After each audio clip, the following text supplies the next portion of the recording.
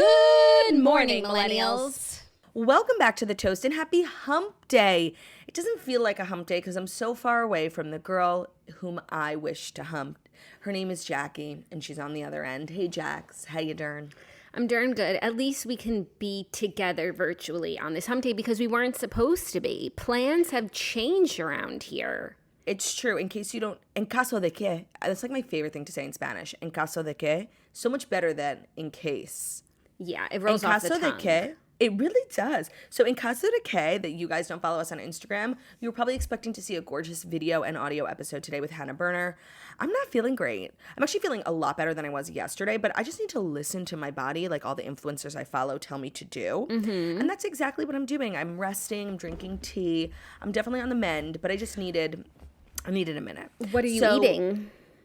What am I eating? Did I say I was eating?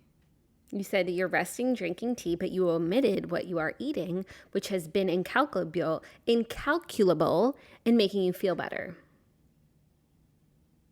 Oh, yeah, we should talk about that. So, yes, okay, I have fallen ill. And do we think the timing is suspicious on Monday after I ragged on Soup? I do think it's suspicious. Yeah, Soup watching Monday's episode, side-eye. Literally, that evening, I'm like, it's kind of tired, Like, I'm like, maybe I'm just, tired. 100%. Yeah, no, Soup was getting back at you, and they were like, we're going to show you, because now Claudia has fallen ill, and she's taken to eating soup, and she said not only is it very tasty, but it's making her feel better. So I didn't say it was tasty. I think that you did. I think that you did say that. When you and I were chatting on the phone, I was like, by the way, I'm not feeling well, but, like, I just had some soup and I immediately felt better. Like, it was actually crazy. So do you want to take back your slanderous words about soup and maybe they will lift the illness sooner so that you can come to Florida? Listen, I didn't say anything. I said... Do you stand by what you said, or are you going to apologize? I do stand by what I said. What I had said was that... Do better. I don't... Do better. I said it really does make you feel better. Like, it's so annoying because I don't love the taste. That's exactly how I feel. I'm never going to apologize for saying exactly how I feel. I feel like you were a bit harsher. Like, soup is disgusting. It is. But, okay, I think you learned your lesson. When I was drinking my consomme, just broth from 2nd Avenue Deli yesterday, I was like, this is gross. Okay. You're doubling down. Soup is going to come for you. Soup is going to come for you. Down. Don't you want to get better? I'm speaking my truth. But you have to get better because you're supposed to come see me tomorrow. And if you are sick, you can't come. Well, I got an IV last night. I'm feeling much better. What do you have, by the way? What? Like, what do you have? What ails you? I don't know. I have, like, exhaustion. I have, like, a little tickle in my throat. That actually has went away. I've been drinking a lot of tea, a lot of fluids, a lot of liquid IV. I got an IV yesterday. So I had, like, a little bit of, you could tell I'm, like, a little nasally. Mm-hmm. I don't know if you guys can hear, like, my sticky shows. Like, that kind of vibe. It's not super nasally, though. It's not like you're congested, correct? No, yeah, like, I'm not crazy sick. I just, like, you're run down. Well. Run down. I'm run down. I wasn't feeling well, so I did something crazy. I worked from home. Yeah. Are you okay with your text messages? You want to mute your computer while we're podcasting? I just put myself on Do Not Disturb because everyone just wants a piece of me. And that's just going to happen every time we do an audio-only episode. It's going to happen once, and then I'm going to turn it off. It's not a part of your routine to, like, mute your computer before we start. It is for me. No, I don't know, because a part of me just feels like if I mute my computer, then, like, I'm going to be muted. Even right now, I didn't turn the volume off on my computer. I turned my whole apparatus on Do Not Disturb. I'm always on Do Not Disturb when we podcast. Do Not Disturb is, like, a fabulous feature. It's a fabulous feature, but when you have children, you really need to be available to be disturbed. So I'll be able to still see what's going on. Anyways, that's why it keeps happening to me. So, like, don't mama shame me. Thanks. Literally wasn't. I think you were kind of, like, un-mama shaming me, being like, that's what you happen when you have children. Like, that was the vibe. So fair. Don't twist it. Honestly, don't twist it. Fair. Yeah. Okay. Cool. In terms of tomorrow, I am still planning on coming. I'll see how I feel when I wake up. But, like, I do feel like if I had to get on a plane right now, I would be fine. I just, like, wouldn't want to.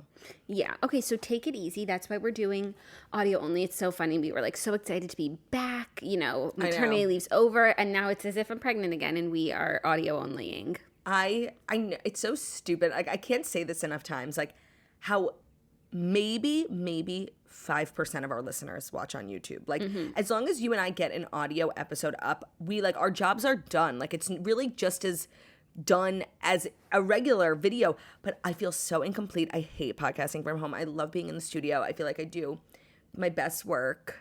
Yeah, same. Something when about I'm like dressed up. I look like a slob today. I haven't washed my hair. Like, yeah, getting up, getting dressed. By the time we finish an audio only episode, like I'm just in a pool of my own sweat. Weirdly, podcasting is such a sweaty endeavor, and I'm not a huge sweater, so it's like it's not like I just sweat while I'm sitting. But when I sit in podcast, audio only, not in my studio. Yes, I'll tell you why.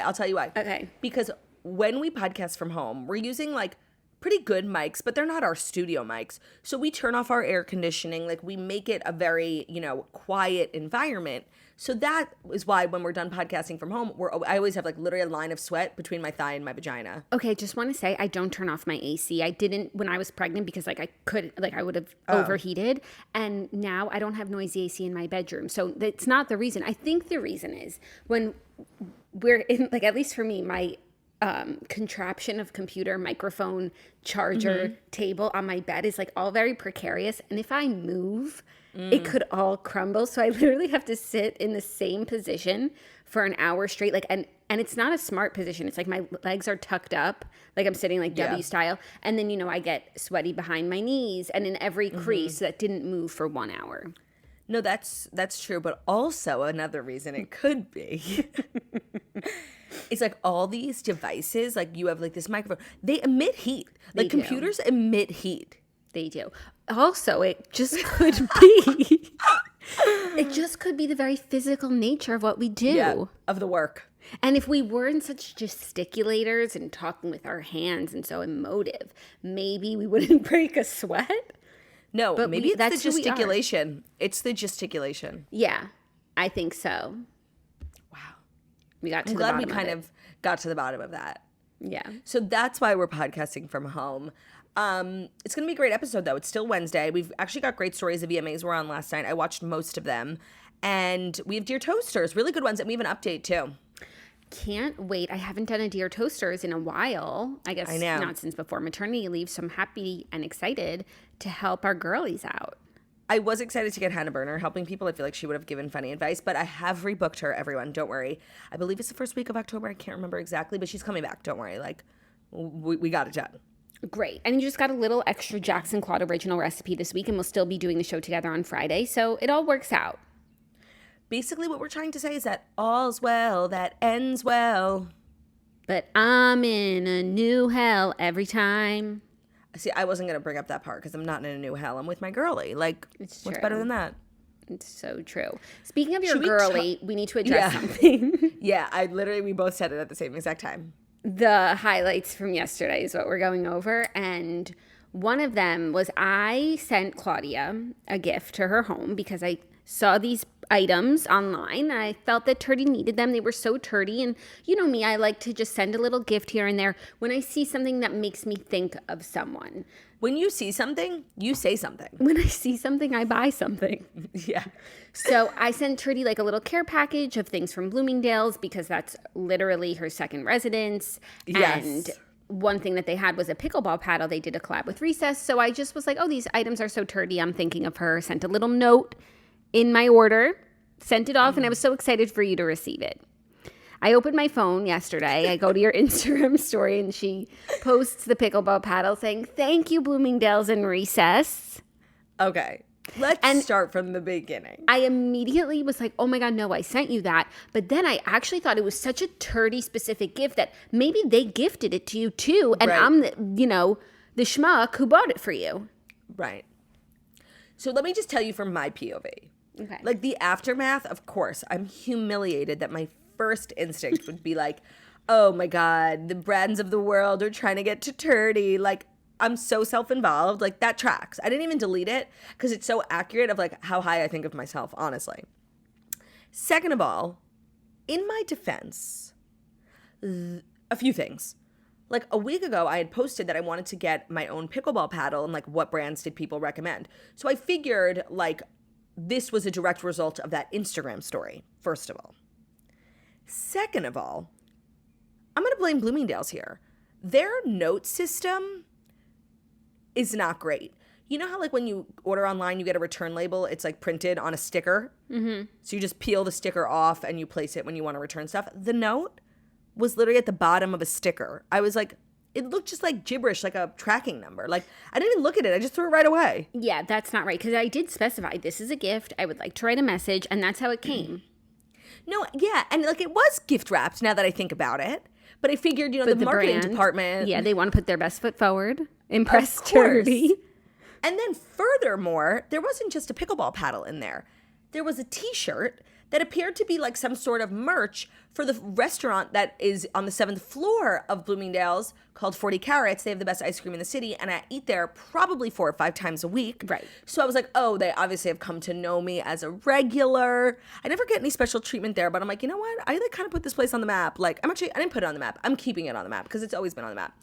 And I'm just like, oh, it's so nice to finally be recognized. Maybe I can, like, you know, cut a line here and there now. Get a free ice cream. I thought I was really, like, becoming VIP at Bloomingdale's 40 Carats. So I'm like, oh, my time has finally come. I didn't even question it. From my POV, I saw the pickleball paddle. I was like, Claudia has to have this. And I was looking, they're having, like, their 50th anniversary, like, Bloomingdale's Bazaar, where they had all of these brands design items that have the Bloomingdale's like logo or iconic Bloomingdale's things. That's there was like cute. 4 pages of things, and like you are obsessed with Bloomingdale's, so I went through every single page like looking for the right gift for you. So I saw this 40 Carats t-shirt, which you eat at 40 Carats every single day. Every I was day. like, she has to have that, and it's like really cute, embroidered with a frozen yogurt, Little ice cream cone, and the pickleball paddle. So for me, I guess that's how much it was like the perfect gift for you. That like yes, so many different people it was going to find its way to you no matter the avenue. Well, let me say, and I feel like this is most important, thank you. Like, you're in the throes of postpartumhood and you're thinking of me. Like, honestly, I'm so blessed. Like, I really am. You're such a great sister. It's such a great gift. I cannot wait. I might bring my pickleball paddle down to Florida with me in case you want to play. Oh my God, yes. Oh my God, but you're going to just be so much more stylish than me. I just wanted to say thank you. Like, it's an amazing gift. Now, why we need to talk about like my obsession with Bloomingdale's. Like, why? I mean, my obsession with the restaurant is not even a question. It is the premier restaurant. I do have some notes for them, and every time I go in there, I try and like find a manager because I really feel like they should start serving French fries. I think it would really change like the landscape of, like, they're known for like sandwiches, wraps, and salads. And what is better? What's more girl dinner than like a salad with fries? I really feel if they had fries, the restaurant would like have a whole new era. I understand, but I also understand why they don't have fries. My issue with 40 Carats these days is the quality control. Like, so many times we'll get lunch and it's like, you can tell this was not made with love, that this was actually made with hate. It's really disgusting. Like, I'll get a veggie burger on top of with my salad, and the veggie burger's like still frozen a little bit. So the lettuce is browning. Okay, like there are like literally there's because we're two not making types, it sound appealing. There's 2 types of 40 Carats days, like the ones where it is the best restaurant ever, like everything is fresh and healthy and good, and the ones where it was just made with hate-filled food. But I feel like if people like aren't from New York or they haven't heard of 40 Carats, like it's important to know, like when you and I were in high school, like there was not a cooler, better restaurant. Like it was in its heyday, the place to be, and it was always delicious. And now it's by the way, it's really just like a lunch spot. It's not a restaurant. Like, don't be making reservations for dinner. It's like a cafeteria. Yeah. But it just has like a good menu and like good energy. I can't explain it, but it's like a very Jewish restaurant. Like they serve like tuna salad, chicken salad, egg salad. Like it's very Jewish. And in its heyday, like it was supreme. And it's definitely not as popular as it once was. And like I feel very strongly like that it needs to come back full force. I do think the French fries would change the game for them. And you know what? Like, okay, I'll offer it my services. Like they need to like collab with an influencer. Like they need to do something to get themselves back on the map. Like I was thinking, like last time I was there, I was like, we need to have like the turdy meal on the menu where you get like a large Diet Coke, my favorite wrap, grilled chicken Caesar wrap, and a froyo on the side, and it's like sold as a meal, kind of like Travis Scott did at like Bloomingdale's. I mean, at McDonald's. Like I feel like an investor in 40 Carats. Maybe they'll let you invest, but I don't know. The turdy they meal, can do better. I just don't understand why I can't order a salad, a wrap, and a froyo. No, you can, but it wouldn't be the turdy meal. That's true. But I feel like when you're going to do a custom meal, it has to be like a little more custom. No, it has to be like a little better, but like I eat crap, so that's what you're going to get. Yeah. No, there's a lot that they could do and they don't do. And I just want to know what the difference is between the days where the food is made with love and made with hate. Like, is it a different chef? Like, is it right? Is it just like, the last day of the groceries and they're getting fresh delivered tomorrow? It's so true. Like when Jackie was on bed rest, but she was in New York, like pretty much 3 or 4 times a week, I would come over and bring lunch because I was having lunch, but like either by myself or meeting a friend. Always had lunch at 40 Carats, and then I'd be like, Jackie, I'm going to bring you something because I was coming over to her house anyway. And I would literally walk in and she would be like, was it a day that it was made with love or was it a day that it was made with hate? And like based on what you ate, I knew how mine was going to taste, and that was always correct. So they just they need to get it together. I'm hoping that this podcast can be some sort of impetus for them to just revamp. Refresh. And I know that it's called 40 Carats, and I know that like carrots are a really important part of their brand for some reason. So they have to serve every meal with that soggy carrot salad. But like I'm just here to tell you as a brand like enthusiast, you don't have to put that slop on the plate. You don't. Damn. But you do need to put the pretzel rod. Oh, that's the other thing. One thing they're known for, like if you order a salad, they always serve it, makes the salad really tolerable. They serve it with like a really warm pretzel roll. Mm-hmm. And sometimes they're not warm these days, which is just unacceptable. And now it's just very much like a lottery. You get a salad, there might be a pretzel roll, there might not be. Like it needs to be more uniform. And the pretzel rolls could use a few more flakes of salt. Salt, yes. And maybe like they could offer a dipping sauce on the side, like a little mustard. Ooh, I really feel... And, like, maybe it would behoove them to have, like, an appetizer with, like, warm pretzel rolls with, like, cheese, like, Mama's beer cheese. Now we're getting, like, fat. Okay, yeah, it is supposed to be, like, a healthy restaurant. It's a healthy restaurant. So, no, Mama's beer cheese will not be on the menu. Okay, whatever. I'm just saying, like, a little ingenuity wouldn't hurt, and I hope that this podcast can be a catalyst for somebody high up at 40 Carats. A catalyst for change. We're nothing if not a catalyst for change. And you know what we'd be looking for? A carrot list for change.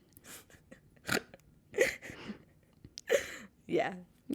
That's okay. I actually feel really good that we got that off our chests. I agree. I feel like we need to get into the stories. Yeah. Because that's what we're here to do. You're 100% right. It is what we're here to do. Turdy's under the weather, so we can't be like taking all of her time. We need her to rest and recover. I mean, like, as always, the toast does have restorative properties. Like, I'm feeling good. Well, that's the thing about feeling not sick, but when you're feeling a little run or under the weather, sometimes festering in it is like the worst thing you can do. And you've got to kind of like get up and urge your body into moving forward. Like yesterday, I definitely needed to be in bed all day. Like that was... Rest is key. You're right. Maybe like a little walk today. Yeah, just like don't overwork yourself. But sometimes you need to like coerce your body into feeling better. But only like not if you're well and truly sick. Like, do you have a fever or anything? No. It's giving. I'm like downplaying. No, I'm like downplaying. The way I'm explaining it, they're gonna be like, "Girl, like, why didn't Hannah Burner come on the podcast? Like, you're fine." And like, I'm not. No, she's not. Like, you guys, I can attest because I know that she would never ask me to do a third episode in a week. Like, if she really didn't need my assistance. Thank you, Jackie. I stand with Turdy. And I would never, ever electively eat soup. So true. And you guys, I saw her soup. She didn't even eat the noodles. I know. Was that crazy? Like the court? But was it the Ozempic? Oh, you know what? What day is it today? Wednesday. So it's due day. It's do or die day. And I was thinking, I'm like, will taking my Ozempic make me feel worse or better? I wasn't chancing it though. I took it. Oh my God, you're funny. But also you haven't had those like physical side effects of Ozempic like others. No, and I don't feel nauseous. I haven't like thrown up or anything. Yeah. Is it just so liberating that we can just talk about Ozempic in everyday life? Yeah, I think I thought it would feel like a little bit more liberating. I just now I'm very conscious of like not being annoying. Yeah. Well, that's and like every time I do talk, every day we have to be conscious of that. I know. But every time I do talk about it, like I am, you know, being painted as, you know, a murderer of diabetics, which is just, of course, inaccurate and unfair. Are you? I haven't seen that. Oh, yeah. What are they saying? Especially like on the anytime I post like a Reels or a TikTok, they're like, "You're so disgusting." But like, do your research, or as I would say, educate yourself. Once again, I stand with Turdy. As one should. Anyone who doesn't stand with Trudy is more often than not on the wrong side of history. It's so true. History. Now, I can't speak for Trudy. History stands with Trudy. No, the more things change, the more Trudy stays the same. That's true. Look, you're still in your apartment. Shut up. Oh, you know what? I haven't updated everyone. What's going on? Because I said I would devote my maternity leave to finding a new apartment, and I did. You did. Oh my God, she saw so many apartments. My husband kept meeting up with her to like see. Zach was so helpful, honestly. I'm grateful. Loves that. And he's very good at like design, like furniture placement, you know? Yeah. I saw a bunch. There were a few contenders. I actually ended up putting an offer in on 3 of them. 2 of the offers were brutally rebuffed. One of them was accepted, and I was like in the process of like applying formally when I realized like I didn't even like the apartment. And so I'm back to square one. I did end up extending my current lease a little bit so I could have a little bit more time. So I now have like another month, which was very gracious of my landlord to do for me. I'm still looking. And I'm so dead set on seeing the snow by Christmas. And what's upsetting is the apartment that I did get accepted for had great see the snow by Christmas energy. Like the windows and the views were beautiful, wide open spaces, but it wasn't me, you know? I do know. So is there a chance that you don't move at all? I mean, there's always a chance of anything, you know? But no, like I'm committed. I really am. And I do want to move. It's like really important to me. I check every day. Okay. But you know the average rate in New York City for rent is $5,500. That's crazy. That's up like $2,500 from like a couple years ago. Like it's crazy. The market is insane. Like you would die if you saw some of the apartments that I've seen. I'm like, I literally want to look the broker in the face, be like, are you kidding? But then literally I get an email the next day. It's gone. Like people are actually paying these prices. It's so crazy. No, I don't know what to do, Jax. Like, I don't know what to do. Florida's calling. Oh, girl, get out of here. Just think about it. I'll set up some tours while you're here. No, I mean, I'll move in with you. I'm not buying my own house. That's like so unnecessary. You have a house. Olivia has a house. I have to get my own house to live in. Like, my God, just let me live with you. You could live with me. By the way. Honestly, why not? No, and your house is kind of set up with like 2 really big bedrooms. Yeah, really 2 masters. No, the thing is, like, I would do it in an actual second. We could never get the boys to agree. They'd be like, this is so stupid, because they don't understand sisterhood. And you know what they would say? They would say, screw sisterhood. That is the only hurdle, because you would do it. No, of course. And then I wouldn't even need to have my own kids, because I'd have yours. Like, it's everything. It honestly would solve all your problems. I'm obsessed. And like all of our like expenses would be split. Joint. We go to work every day upstairs. Yeah. Jackie, we should really like put together a PowerPoint presentation. And then, by the way, like think of our line of work. Like we would be like those sisters who live together. Like even people who don't know us, they'd be like, yeah, they're sisters and they live together and they have a podcast. Like it's really good. You should listen. Like it's crazy that they live together. Like and they're married and they live together. Right. Like, and they share kids. Like that would be our thing. Yeah, I think it would be really good for business. Also, not to get crazy, but like if we are doubling up, and I'm happy to have you move in with me, and I would, foot the bill. Of course. For no reason, just because you don't want to pay. But we could like look into getting a bigger house. Why? We don't have to go elsewhere. Let's build an extension. Oh, yeah, we could build an extension. But no, like now we're like, we could work with our 2 budgets put together. Yeah. We could see what's out there. We should definitely, this is so compelling. Like, we should just definitely think about making like some sort of PowerPoint presentation. And I don't. Like, why? Why isn't it okay for like married adults to live with like their close friends or family? Like, why? I don't know. And it shouldn't have to be like that much to convince Ben. Like, he could golf every day. Yeah. I think I'd have a harder time convincing him to plunge into Florida over living with my sister. Like, he's known me so long at this point. Like, it's not the craziest thing I've ever suggested. Right, but the plunging into Florida part is crazy that's so hard for him to ever accept because golf. Yeah. I mean, but, Ben's also very family-oriented. His family lives here. Like, I understand, but I do think maybe there's something there. And I'd say we'd come back, to New York once a month. But where would you stay? Would you keep your apartment? No. That defies the purpose. If you're letting me live for free... Yeah, I'd keep my apartment.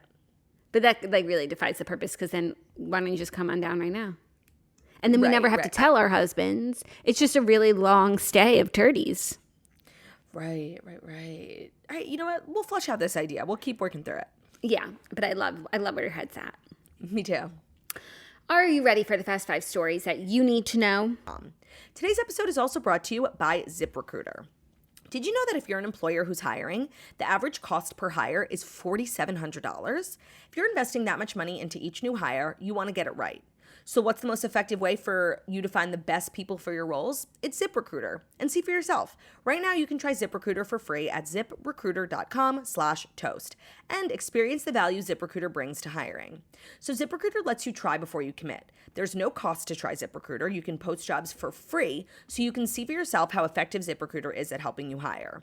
They also help you find more qualified candidates faster. Once you post your job, ZipRecruiter's smart technology works quickly to identify whose skills and experience meet your match.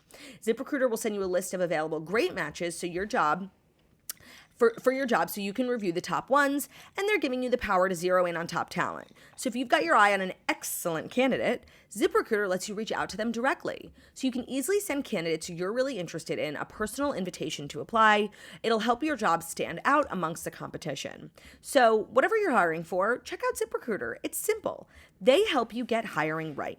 4 out of 5 employers who post on ZipRecruiter get a quality candidate within the first day. See for yourself. Go to the exclusive link of ziprecruiter.com/toast to try ZipRecruiter for free before you commit. Again, that's ziprecruiter.com/toast, ziprecruiter.com/TOAST. ZipRecruiter, the smartest way to hire. Thank you, ZipRecruiter, for sponsoring today's episode. Thank you so much. Our first story is a little VMAs recap. The VMAs, MTV's VMAs, were on last night, and there were some big headlines. There were some big stars in the mix. Yes, there were. Yeah. So first we had Justin Timberlake and Megan Thee Stallion looking like they were fighting backstage, but a source says there was zero fight. So this video like went viral very quickly where it looks like Megan Thee Stallion and Justin Timberlake. It really did look like that they were fighting. Yeah, like they were having words, and Joey Fatone like is kind of, and mediating. Justin ran away, which is so Justin. Yeah, so in the crowded area backstage, Megan is seen getting glam while members of NSYNC pass. Justin, smiling, leans in to say something to her, and Megan responds, pointing her finger emphatically. So it looked like it could be an argument, but the source said there was zero fight. He had said, "It's so nice to meet you," and she said, no, this don't count, we gotta meet proper. It was very cute, the source says. So I guess she was just being emphatic about the fact that, like, we need to meet. She's apparently a really big fan of Justin. And she posted a video with him after, I think maybe at like an after party, like laughing about it. So I believe that there is no beef, but when I was watching, I just like hate Justin Timberlake. Yeah, so I just assume everyone else does too. Yeah, no, and I assume the worst in him. And honestly, I feel like last night was actually like a really interesting indication of where Justin Timberlake is in his life. Because I feel like at his peak, he got the Video Vanguard Award. Like there was a time where people were like, he's the next Michael Jackson. Like he was so, and NSYNC wasn't even the shit on his shoe to him. Like he was thought he was so much better than them. And I feel like he's definitely had like a fall from grace. Not only did he just like have a kind of a flop era with his music, but also, those pictures of him cheating on his wife. Like he's just, and then the Britney stuff and every documentary paints him as a monster. So he's definitely in his humble era, and him getting back together with NSYNC was a clear indicator of that. Not only does he not think he's too good, he could probably use that sort of, undying love from America. And I thought it was interesting. Yeah, so he reunited with NSYNC to present Taylor with her award, and she was freaking out. I guess she was a big NSYNC fan. She should hang out with Olivia. I literally can't with you. And if you don't know what Jackie's talking about, feel free to read my book. It's literally so good, and you will hear about how diabolically insane Jackie and Olivia were growing up about NSYNC and Backstreet Boys, to the point where like it tore our family apart. And Jackie clearly still holds some resentment to Olivia for being like queen of NSYNC because Jackie was queen of Backstreet Boys. Yeah, no, just like if you're gonna be into NSYNC, like you should talk to Olivia. Because she's into NSYNC. She is. Like, it's always so crazy when Taylor like geeks out over people who are just like, that was kind of a not major her theme. that was a major theme of the night because the VMAs does this thing where there's like a audience camera the whole time. You can watch feeds on MTV.com of like what Selena Gomez is doing while Olivia Rodrigo is performing. And it's actually very interesting. So we got a lot of content. We saw, her Taylor Swift like singing her heart out to Demi Lovato, which I find so interesting. Like Taylor and I, like we're similar ages. Like we all grew up in like the Demi Lovato. Like we all know if I ever did that, I think I'd have a heart attack. Like it's just so crazy to me because like comparatively ?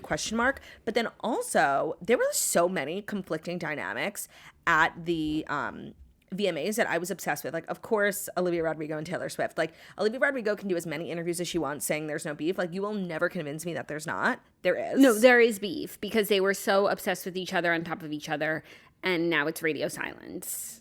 Not only radio silence, like Sabrina Carpenter is like a Taylor Swift buddy. She was sitting next to her all night. So then this Sabrina Carpenter, Olivia Rodrigo dynamic I found very interesting. Then Selena was there, which we love. We feel like we never see Selena at award shows like this. But now she has her single, I Am Single. Right. Single soon. So she's got to do the circuit. But like her and Demi Lovato, Demetria, like there's beef there. I just felt like there were so many. Like I wasn't expecting so many actual like A-listers to show up. Yeah. And I always get surprised that Taylor like pretty much always goes to the VMAs, and I feel like she really like wouldn't have to. But then I was thinking this morning, like I feel like she appeared to have such a great time last night. The fan cameras were like staring at her the whole time. She was getting drunk, she was drinking red wine, she was drinking vodka soda, she was dancing, like she was really having a good time. And I feel like she's doing like everything to replace her former memories of the VMAs, like with Kanye, and that's why she goes every year. And when you think of it through that lens, like I kind of understand. But yes, it is shocking for her to like geek out over people who are like, meh. Yeah, I feel like she goes to like certain award shows that might seem like, oh, not somewhere she would go, but because she might have like a good relationship with MTV, just like with iHeartRadio, and she knows it's going to be like a good environment for her, and she knows what to expect. Yeah, and she's like protected. And it's also just about like what she has going on at the time. Like sometimes when she's in, quiet mode, you won't see her anywhere, but like you still got to do, you have to do the circuit, the work, the industry. She has to put in the work. It's the industry. It's the industry. What other headlines came out about? So she swept the VMAs, making history with the most video of the year wins. Cool. Anything else that you wanted to mention? Yeah. I feel like when I watch the VMAs, I really realize like how little music I actually listen to, Like obviously I knew like all the pop singers, but there's so many other genres, and like I just feel it kind of makes me feel old. Were there a lot that you didn't know? Like so many K-pop bands I didn't even heard of. There was like a category of K-pop I had not heard, except for Blackpink. I had not heard of one of the other bands, like, and the one who won I hadn't even heard of. Oh wow. Yeah, it's just like it's a young girl's game. It is a young girl's game. It's tough. Yeah, I didn't. Kelce Ballerini was there making headlines. She came with Chase. It was her birthday. They looked really cute, matching in red, and she gave a gorgeous performance of Penthouse. And they were making out on the carpet. Yeah, no, like they're obsessed with each other. Like it's nice. But there was also rumors that they had broken up. Oh, I didn't hear that. I did. Don't ask me where. Oh my God, Jackie, are you like at the center of the rumor mill? Yeah, I am. I'm really deep into it.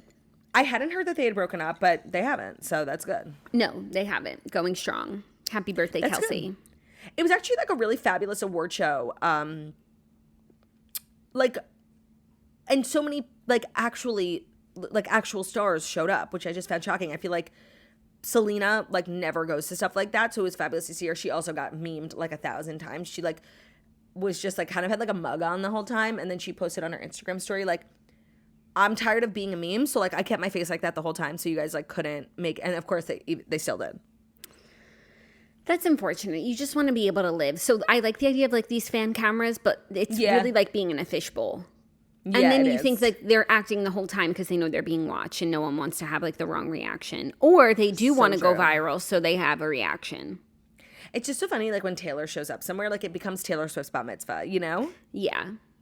It must be like such a nice like benefit of her life. Yeah, I watched You're So Not Invited to My Bat Mitzvah. Oh, what did you think? I thought it was really cute. Right? Yeah, and it's really cute that she's his daughter. So is the other daughter. Yeah, no, I know, but it's a movie's about Stacey. And the friend's mom I know, is his wife. is his wife. Yeah. Yeah. Okay, just wanted to make sure you know. Yeah, it was really cute. It was funny. It was funny. And I liked like it. parts of it were so accurate. Yeah. Me and Ben were like really dying over Sarah Sherman, like the conservative female rabbi. Obsessed. No, like that person actually exists. Like I can't explain it. It was the way she dressed, like it was perfection. Yeah, I actually Googled her because she looked so familiar, but I didn't know who she was, and I thought she was so good, and I was like, "Who is this person?" And she's from new SNL. to SNL. She's new girly, but really she's making splashes. She was really good. Yeah, it was cute. I thoroughly enjoyed it. Me too. Okay, next story, even though what I wanted to say was the VMAs were like canceled a few months ago because of the No, the other ones were. that was Movie and TV Awards, which are SAG.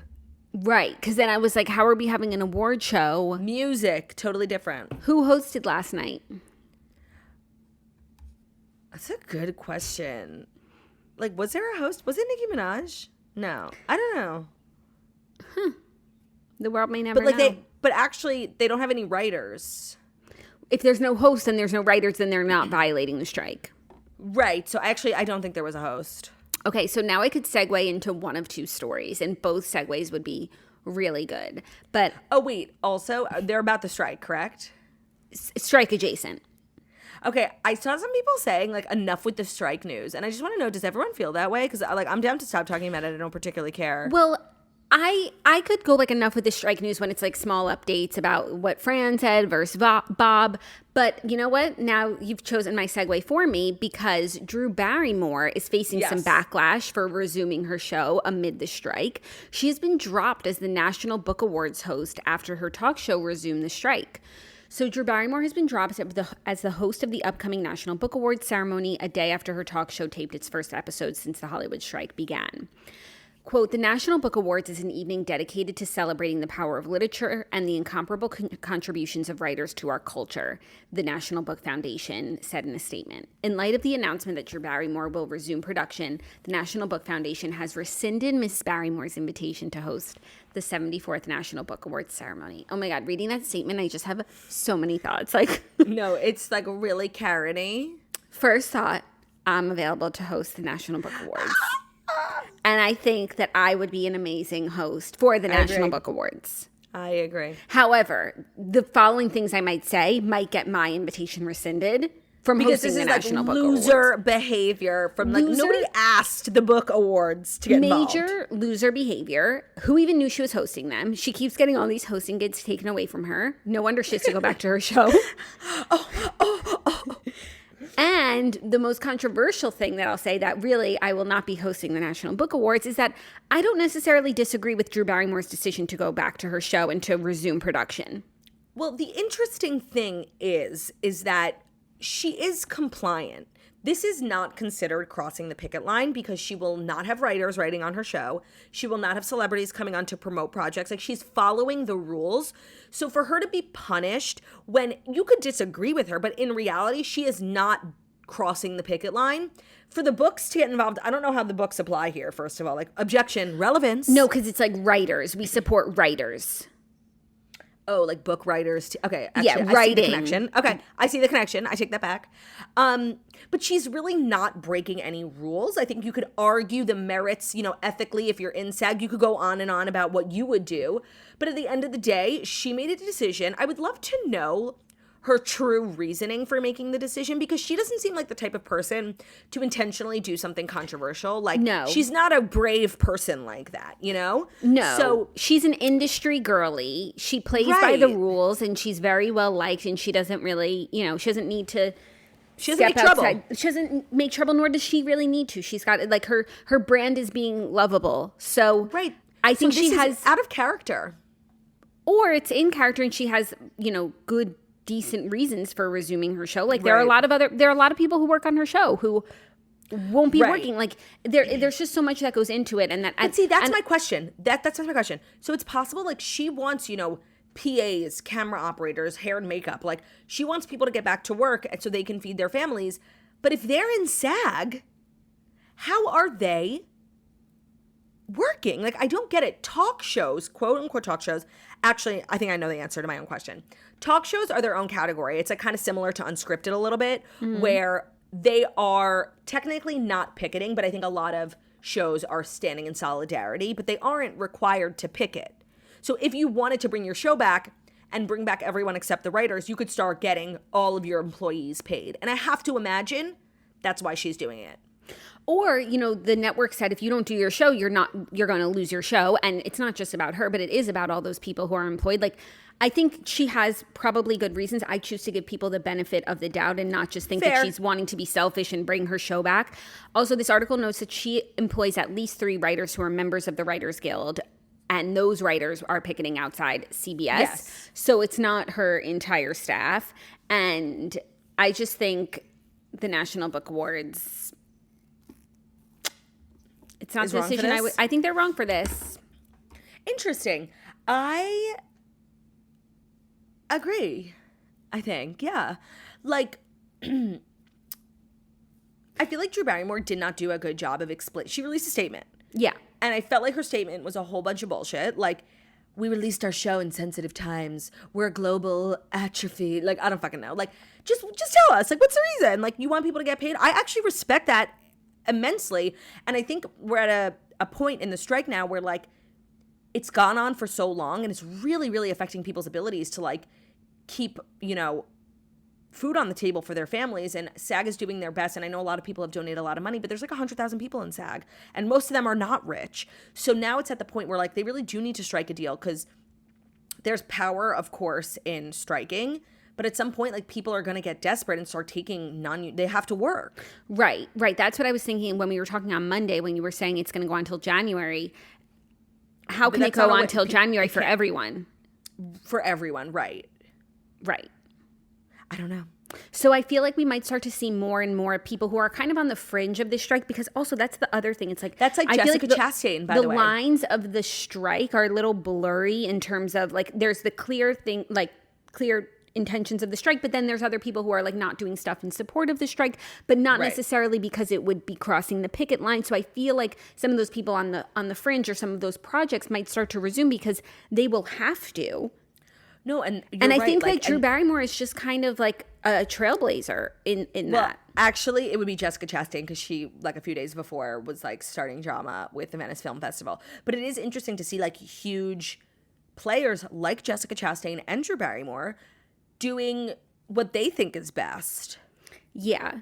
And it's important to know neither one of them has technically crossed the picket line. People are just mad at them.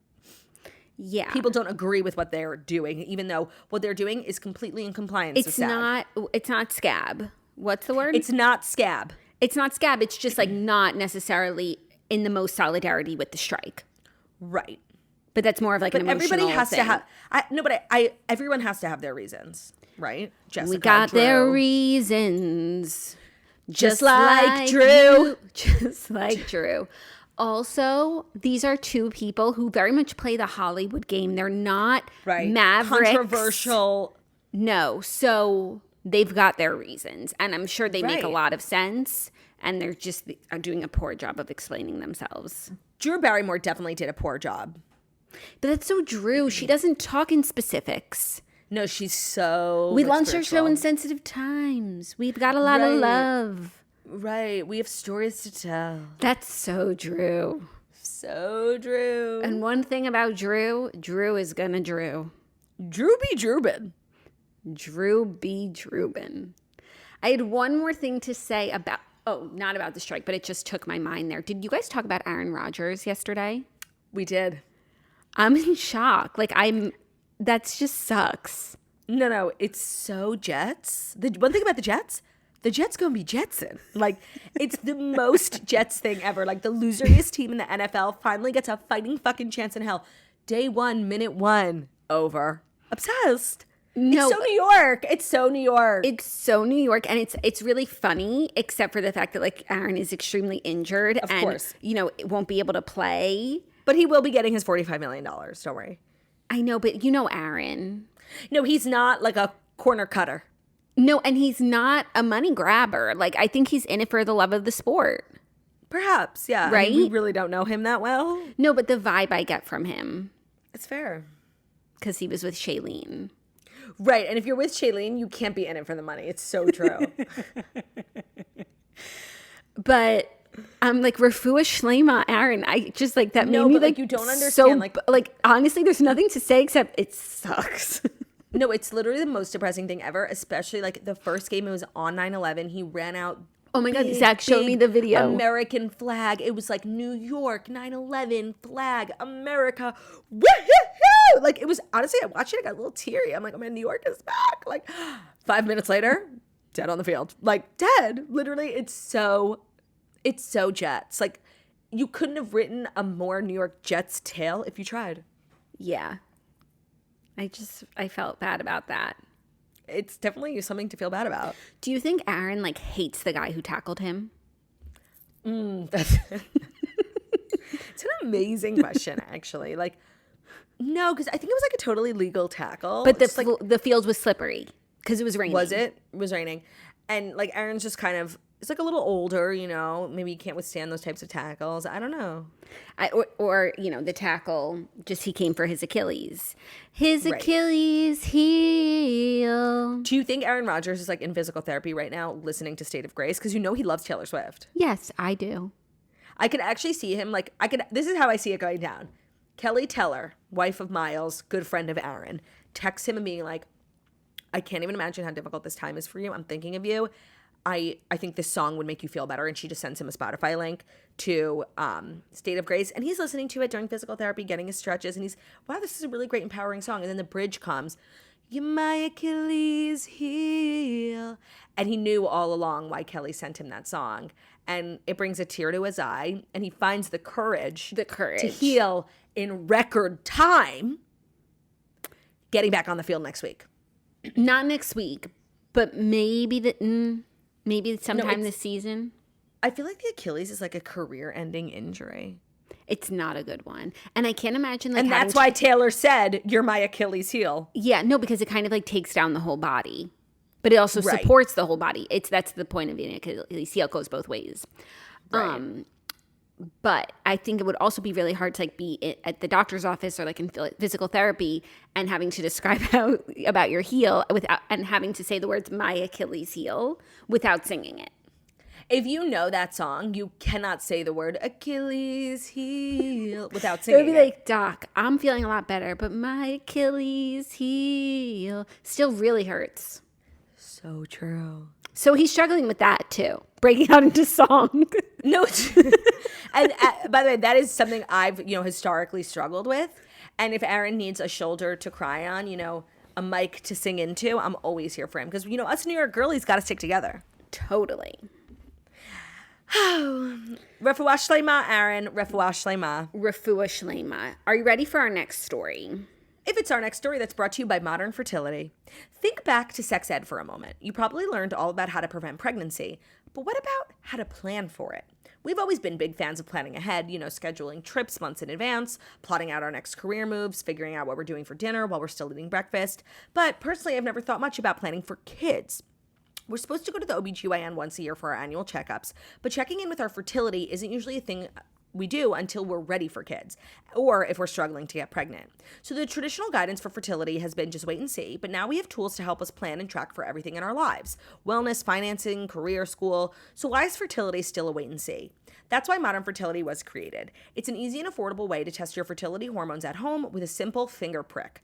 Mail it in with a prepaid label, and you'll get your personalized results within 6 business days. So you'll get insight into your hormone levels, like your ovarian reserve, aka if you have more or fewer eggs than average for your age, and other important factors that can impact your fertility. The results will go deep into what every hormone means, and you can also download the results to review with your doctor for next steps. Traditional hormone testing at a fertility clinic can cost over $600, but Modern Fertility tests are the same general set of hormones for only $179.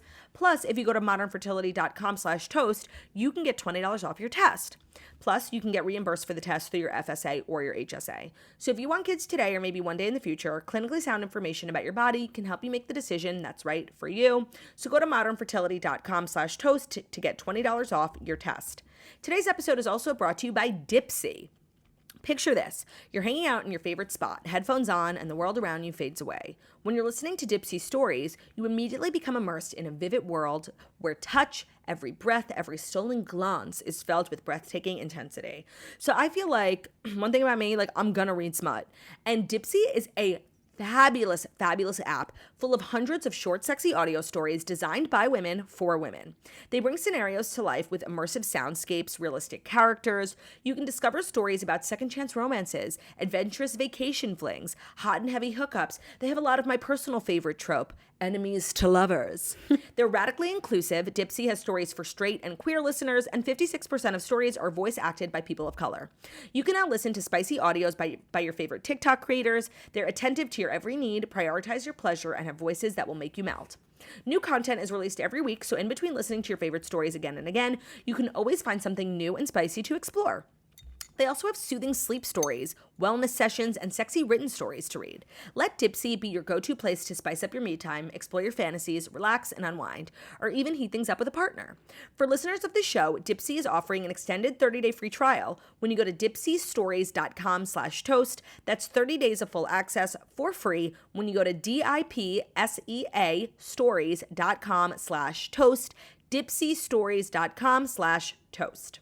Thank you, Claudia. Not only do we need Turdy's menu at 40 carats, but we also need a Turdy Dipsy collab. We need Turdy's tails. Turdy's tails. Turdy's tails. No, like dragon tails, less than Turdy tails. Yeah, no, Dipsy is audio smut, and you should check it out. For sure. Our next story, I can't believe we're only on the third story. We've got to start making moves. Oh my God, we really do. Travis Kelce and Taylor Swift have been rumored to be dating yesterday, and, you know, in the same day that the rumors giveth, the rumors taketh away, because a source says that Taylor Swift and Travis Kelce are not officially dating. ET has reached out to both Taylor and Travis's reps to comment. They have not yet commented, but there are rumors circulating that they are spending time together. So we need to assess the rumors.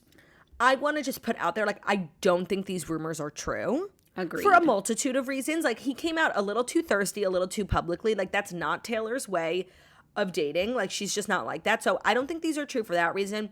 Also, in his literal most recent podcast episode, he's wearing a John Mayer tour t-shirt. If he had been quietly seeing Taylor Swift, that's the last thing someone would do. Unless, like, maybe he didn't know. I don't know. But no.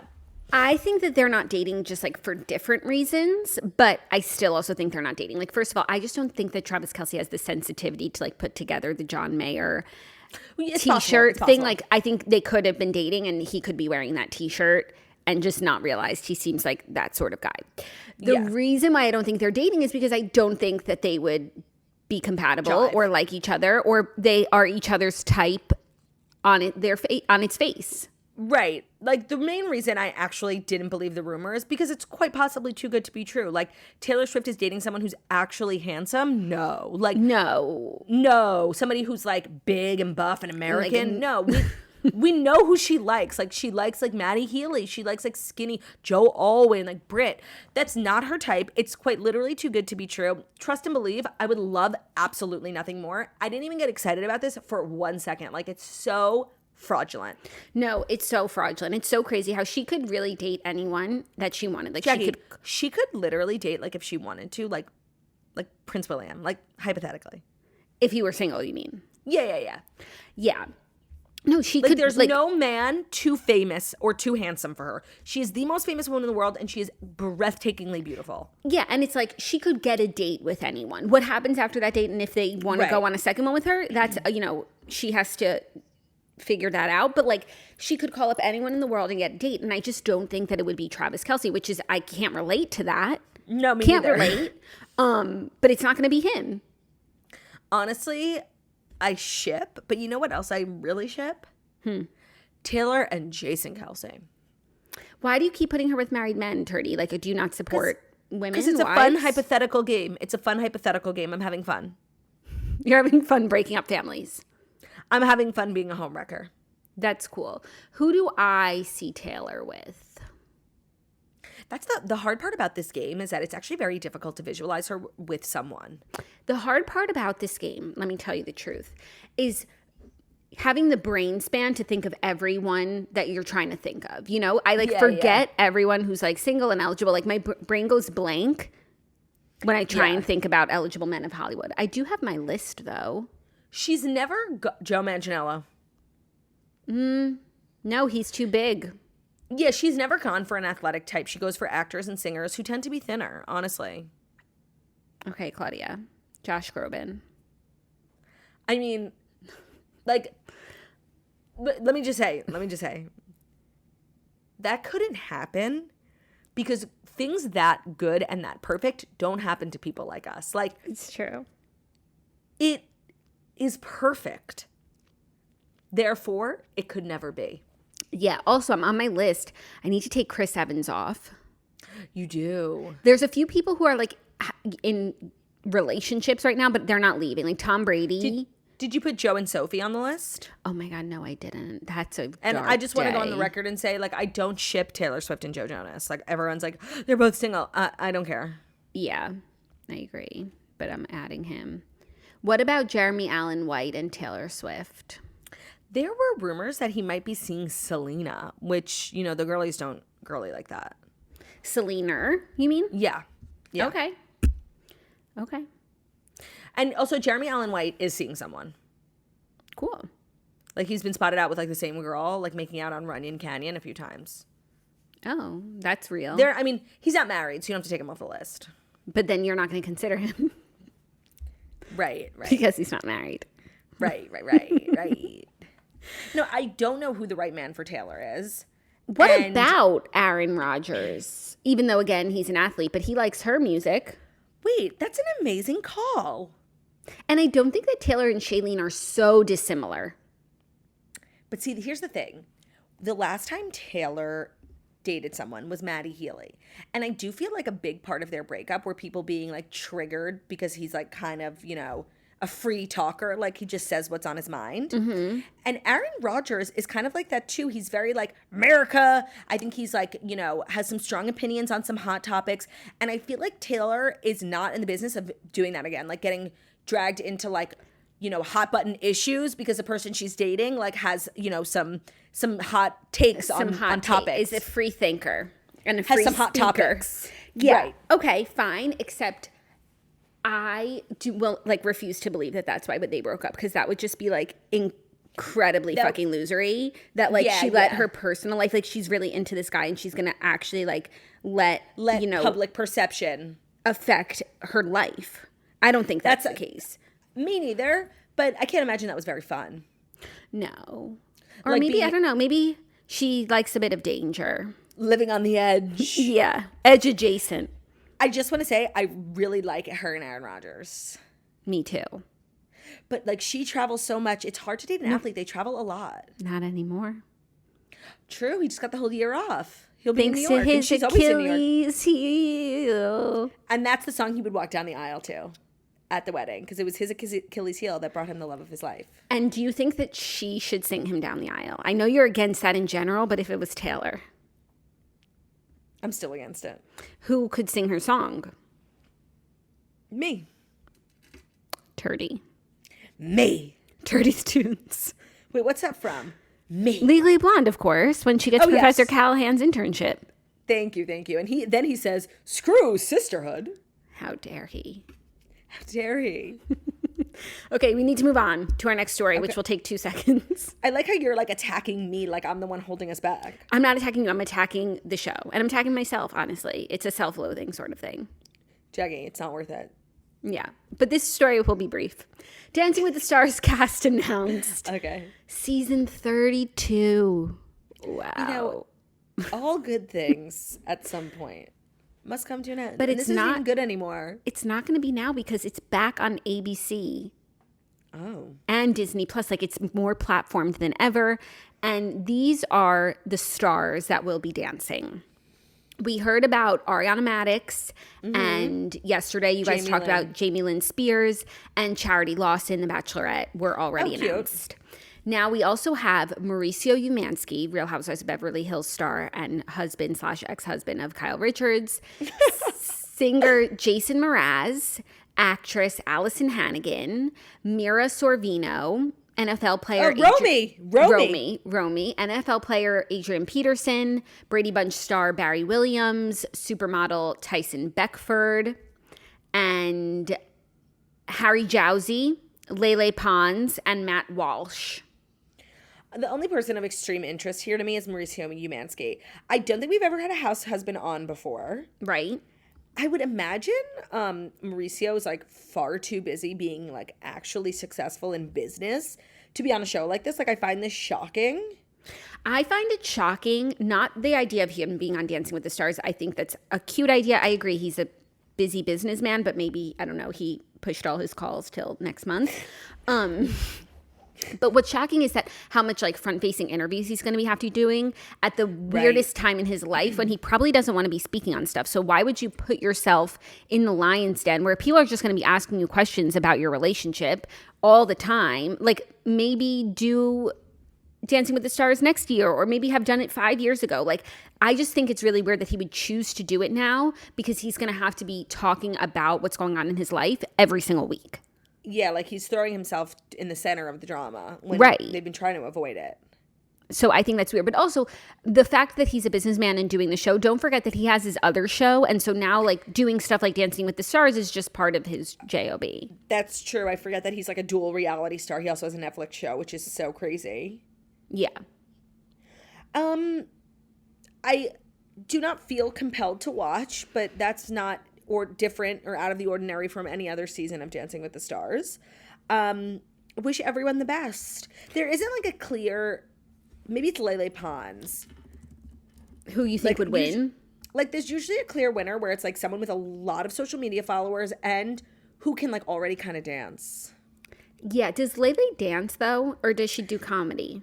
She does comedy, but she's like a young, fit, active person. She's Latina, so she has like the beat, you know? Yeah. You know who I feel think like could she do could well? probably win. I feel like Harry Jowsey could do well too. Well, the bar for like a man to do well on the show is so incredibly low.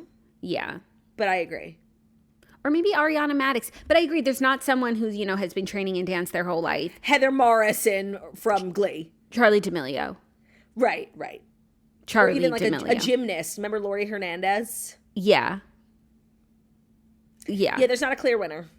No. And you know what? Let's just make a prediction just so we can look back on this when someone wins. Read me the list one more time. Oh, wow. Okay. Mauricio, Jason Mraz, Allison Hannigan, Mira Sorvino, Adrian Peterson, Barry Williams, Tyson Beckford, Harry Jowsey, Lele Pons, Matt Walsh, Xochitl Gomez, Ariana Madix, Charity Lawson, Jamie Lynn Spears. I'm going to say Lele Pons. I like that for you. She's like tens of millions of followers. I'm going to say, I don't know, maybe Charity Lawson. Okay. They love a bachelorette winning. They do, but the Bachelorette brand like doesn't have the pull it used to have, like back when Hannah Brown and Caitlyn. But just wait till the Golden Bachelor. It's going to change everything. It's going to change everything. Did it start yet? I don't think so. But you saw Matt James's mom is on it. I did see that, and I forgot that I saw that, but it's beautiful. So cute. So cute. Are you ready for our fifth and final story? I am. It's a little TV news because the trailer for Kardashian season 4 has dropped, and the trailer is trailering because it looks really fucking good. And in the clip, Kourtney and Kim are on the phone in what looks to be a heated conversation. The sisters are in the midst of an explosive argument, and Kim asks, "Are you happy? You're a different person. You hate us. We're just all talking about it." Then Kourtney responds while choking back tears, saying to Kim, "You're just a witch and I hate you." Not the witch. That's like so much crazier than bitch. Yeah, witch. The trailer does look good. It also appears that they're like, you know, altering their turnaround time a little bit more. It feels a little current, and I think that they kind of split their last season. Like, I think what they're filming now is us when we're watching the last episodes. No, I don't think so. I think the reason why this feels more current is because it's like more behind the scenes stuff that they teased, where it's like we don't know when this happened. Right. Because last season ended at Christmas. I'm sure they like took a little break, and then this is probably like January, February, whereas we watched their season in May. Oh. But Kourtney's pregnant, so right. She announced her pregnancy when? In like May? So yeah, maybe. Or maybe that's the end of the season, you know? Right. Well, it still looks good, but it always looks good. Yeah, it does always look good. They do a really good job of teasing stuff, but that one conversation looks worth the whole show. Yeah, no, and it is interesting to know, like, we're still following along that storyline, and that's not a storyline I'm fatigued of yet. Like, there definitely is weirdness between them, and it still feels like when we follow them on social media currently, like, it does feel like there's a weirdness. Yeah. Yeah. So. Like, Kourtney's, like, never with Kim. She's never, like, they both are, like, never promoting each other's shit. Like, there's just a weirdness. Yeah. But it's just like that can't be because the family has to stay strong. So we have to work through it, everyone. It also looks like we get like a decent amount of Kylie. Yeah, Kylie's talking about how she feels more like herself than ever. She's in such a good place. I love Kylie content. I always wish we get more. So hopefully she'll be pulling her weight this season. I hope so. And I mean, if she's really feeling so great, like, take us along. And maybe like some Timothée. Chalamet. Perhaps. Anyways, I'm excited. It premieres September 28th on Hulu. Which is pretty soon, so I feel like... It doesn't feel like a lifetime away. I feel like the last time it was months. I'm like, I don't know where I'm going to be then. I can't get excited about stuff like that. Literally. Okay, let's get into Dear Tersters. Dear Tersters is brought to you by Seed. There are over 3.8 million posts on Instagram tagged #GutHealth, a staggering 650 million videos on TikTok, and a quick Google search will yield you over 30 million news results. Gut health, probiotics, and the microbiome are buzzing in conversation, headlines, and hashtags. Discoveries in microbiome research are transforming medicine, hygiene, diet, and the choices we make each day for our health. With this new frontier, however, comes an overload of information and misinformation that can feel overwhelming. So it's kind of like gut mania over here, but Seed is here to help. Seed is a microbial sciences pioneering applications of bacteria to impact human and environmental health. They develop scientifically validated, clinically studied next-generation probiotics for people and the planet. Their first product for humans, the DS-01 Daily Symbiotic, is the only probiotic we trust and take.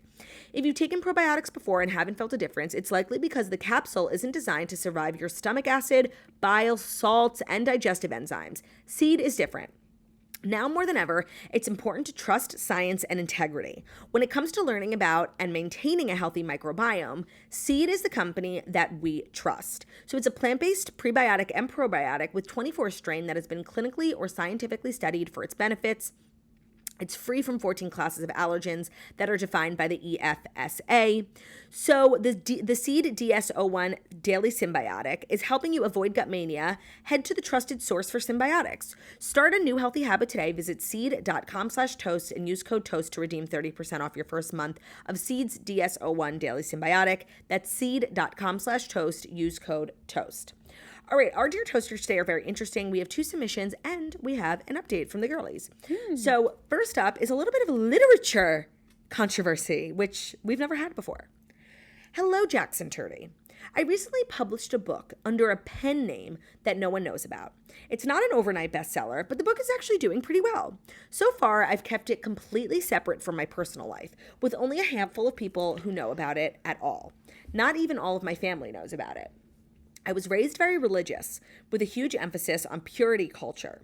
The thing is, my book is a spicy, dark romance featuring a plus-size main character. I feel like I'm just waiting for someone I know personally to recognize me on my author social media and expose everything. I was considering saying what the hell and just announcing the book to everyone to get it over with. But then I told my mother and she cried. Things are a little better now and she's being more supportive, but it makes me second guess if I want to deal with the judgment of other people knowing. Should I just continue living my Hannah Montana double life? Love, a secret author toaster. Ooh, I feel like whichever path you choose, like, is, good. This is ultimately a good thing. Like, you should be so proud that you wrote a book. You shouldn't be keeping it a secret based on, like, shame, though, Mm-hmm. Like, you should be proud of this. And I think it's best that you, like, told your mom first. And in time, I'm sure she will come around to the idea. It probably just was, like, a little shocking. Because it's, like, racy? Yeah. So And she said grew up like purity culture. So I'm assuming, no sex till marriage, we don't talk about that kind of thing. right. So I would give her some time, but if it's important to you to like put it out there with your name and everything and take ownership of it, then you should do that. But I feel like you went to such lengths to put it behind a pen name and to kind of have a Hannah Montana double life, which I actually think is a nice thing in general, not just because you wrote a spicy book, but because to have some like delineation and some privacy, and that way you could write whatever you want. Because what if, there's other issues with writing a book? What if people think it's about them? What if someone's offended? You know what I mean? So you get to kind of like have the perks of like getting your art out there, but protecting your privacy and your peace. So I would just like really look inward and decide, what do you want? Do you want to claim ownership of this book? Or do you want to have the freedom to like have nobody in your business? Right. And then do what feels right to you, because you're not doing anything wrong, I know. You're not hurting anyone. The cool thing is that like romance novels are having like such a resurgence, and they're so popular. And I think you'd be surprised, like probably some of your religious girly swirly friends are like out here reading smut. Like it's kind of this thing that used to, I really feel like, there's a whole episode on Friends about like Rachel's reading a smut book and it's like so crazy. Like it really has been destigmatized, not to the point where it's like totally to the point where it's like completely empowering, but it is less. So I think Jackie's right. Like, what do you want? Do you want to be proud and like be able to like post on with your face? I have to imagine marketing a book is very difficult when you can't use your real name or make videos. But there's also a lot of freedom afforded with that. So, like, if that's what you want, you just have to decide what you want. Jackie's totally right. There's no bad option here. Yeah, but once the cat's out of the bag, you can't put it back in. So just consider that. Just consider that. Yeah, I like the idea of a pen name. It leaves a lot of mystery. You can write whatever you want. Yeah. The thing is, when you come out, you can never go back. If you're private, like, you can always come out. But you can right. never If it's like in. really, after years, you're like desperate to come out, then also there's all this build up. So I also don't think you need to make a decision today. Yeah.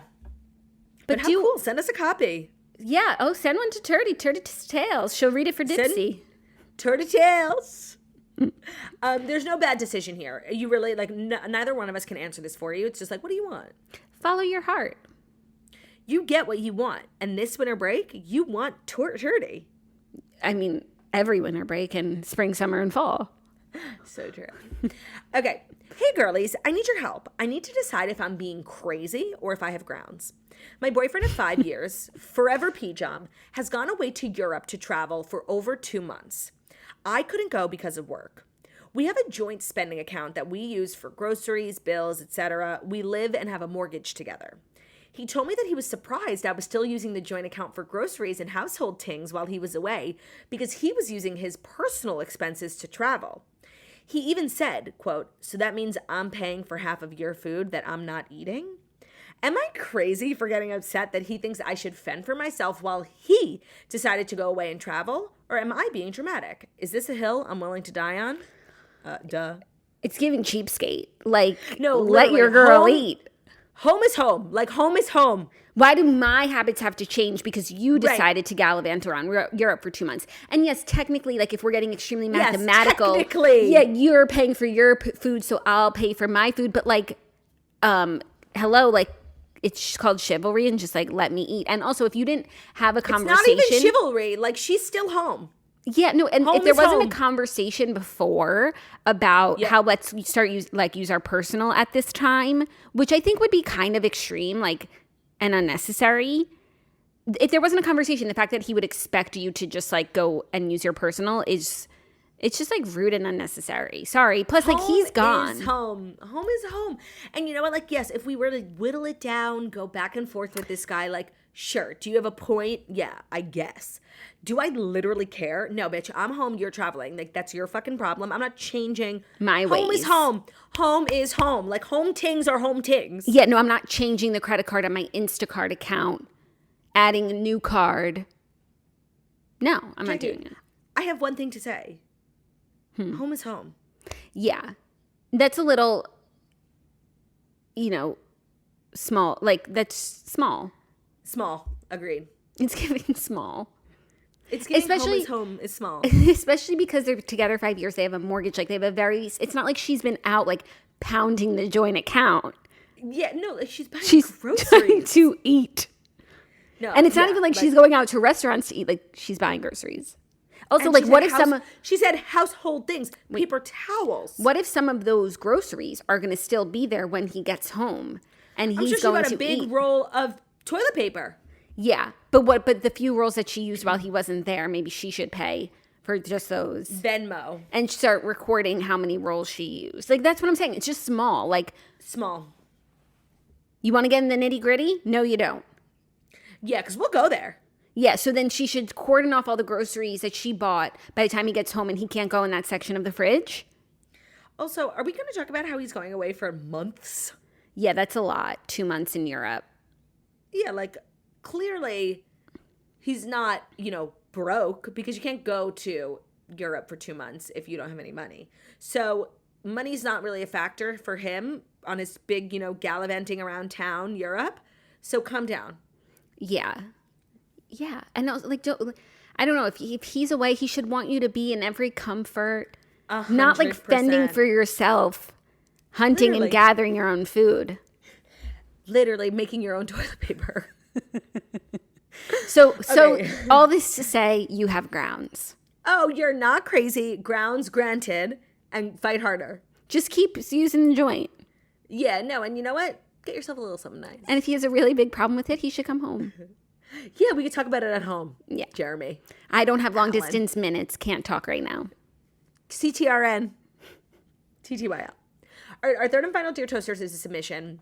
It was actually a really hot button one. A girl had written in a few weeks ago that she and her husband were expecting their first child. They tried for a year, so they were really excited. And they were talking about names, and her husband let her know that he wanted to name the baby after his high school girlfriend / first love, who tragically passed away their senior year. While the girl understood the sentiment, she did not want her to name that. And his mom said, just like, settle with a middle name. Like, it's weird, but do what you got to do. Here, she wrote in. See, the thing is, there's always more to the story, Jax. Ready? Mm-hmm. Hello, Jackson Turd. Congrats on your new baby boy, and welcome back. We've missed you. Speaking of babies, I've got an update for you ladies. I was a girl whose husband wanted to name their first baby girl after his first love, who passed away while they were in high school. After speaking to him countless times about it, he finally opened up and told me one of his biggest secrets. His high school girlfriend was actually pregnant when she was killed. They were the only ones that knew. His first love's middle name was Elizabeth, and they had discussed giving their baby, had it been a girl, the name Elizabeth. After crying about it together, I agreed to do a spin on the traditional name.